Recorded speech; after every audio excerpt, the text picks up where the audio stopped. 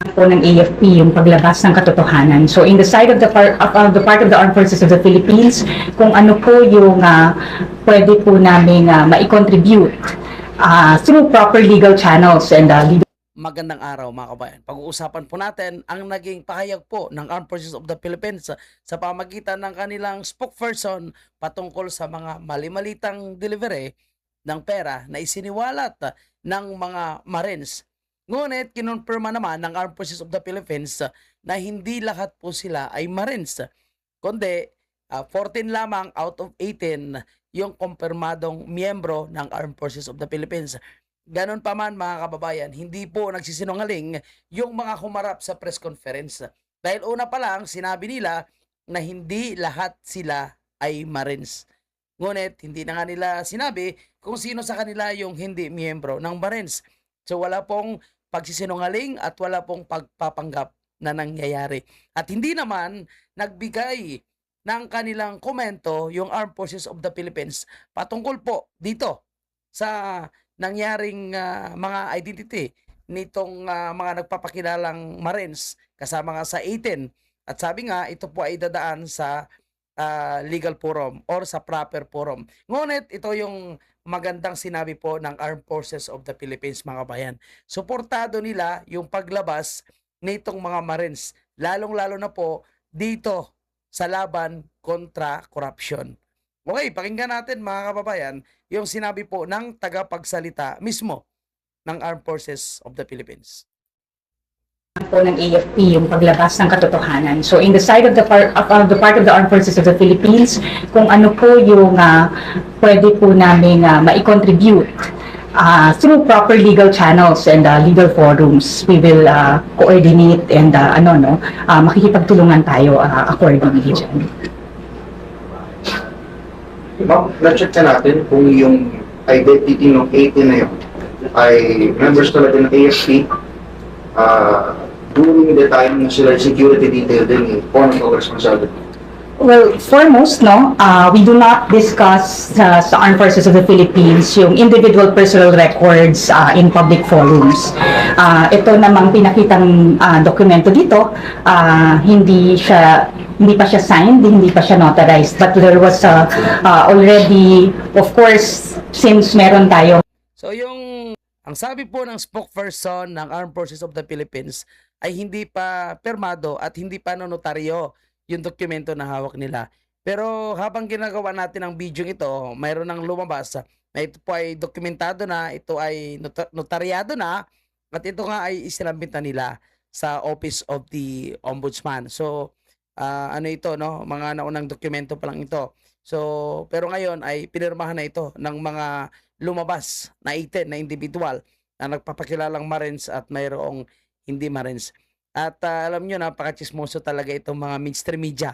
Kasi ang gusto nila mga kababayan ay pangalanan ng Armed Forces of the Philippines kung sino talaga yung mga individual na miyembro at hindi miyembro ng Armed Forces of the Philippines. Alam naman natin, no, na ang mainstream media ay kasama po sa tumanggap ng parte po ng mali-malitang pera. Hindi man sila siguro nakatanggap ng buong laman ng isang maleta, pero sabi nga ng lumabas na 18 na individual kasama yung mga Marines ay kasama po sa mga tumanggap ng suhol ay mga miyembro ng mainstream media. Siyempre, yung mga trolls nila, mga bayarang vloggers nila. So, yun siguro, pinaghati-hatian na nagkaroon na ng parte para po sa pag-aatake nila sa Duterte, kay BP Sara, Duterte allies at sa mga vloggers. Tandaan natin, no?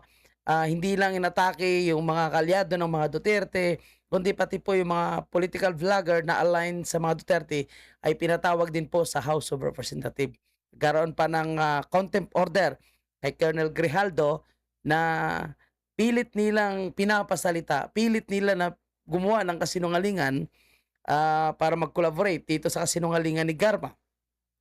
Pero ito po ay nanindigan, kung maalala nyo mga kababayan po natin, at hindi niya ginawa.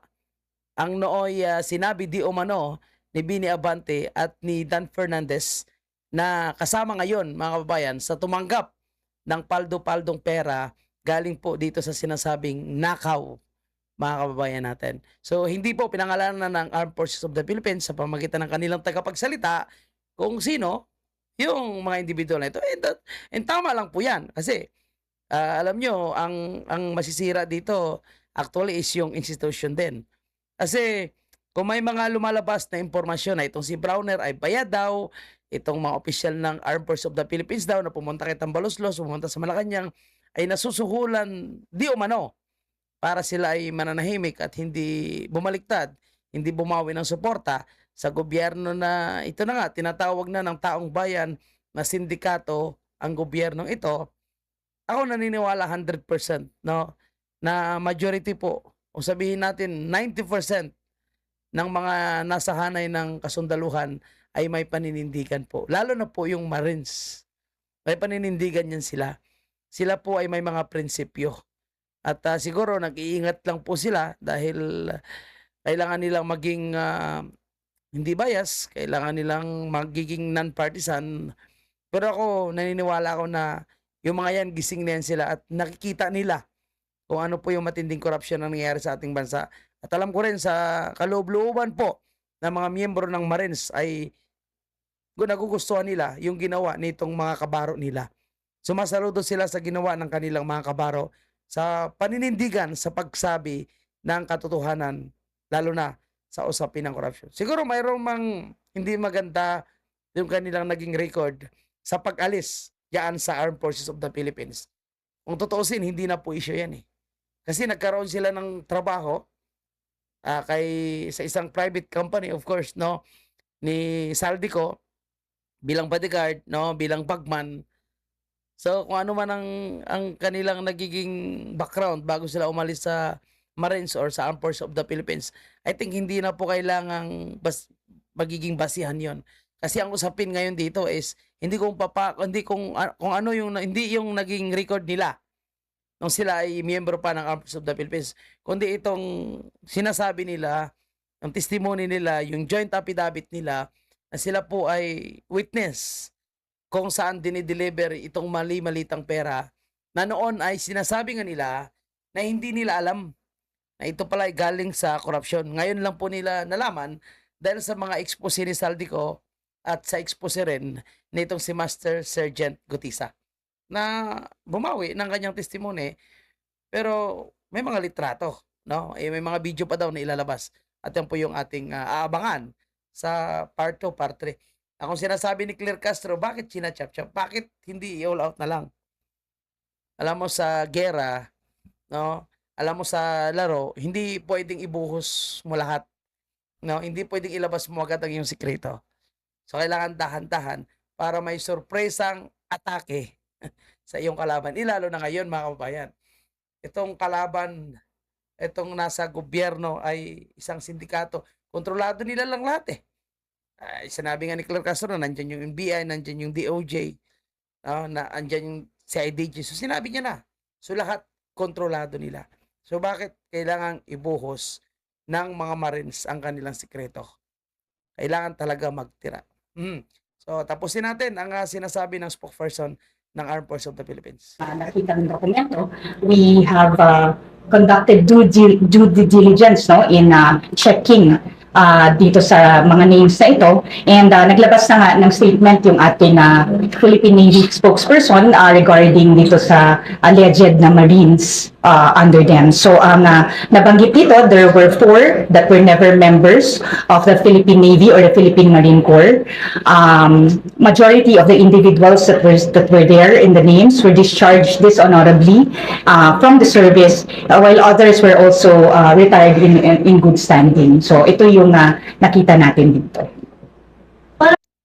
Again, mga kababayan, hindi na usapin kung ano man yung kanilang naging buhay or paano sila umalis sa Armed Forces of the Philippines. Ang usapin ngayon dito ay ang corruption. Kaya dapat dito mag-focus tayo.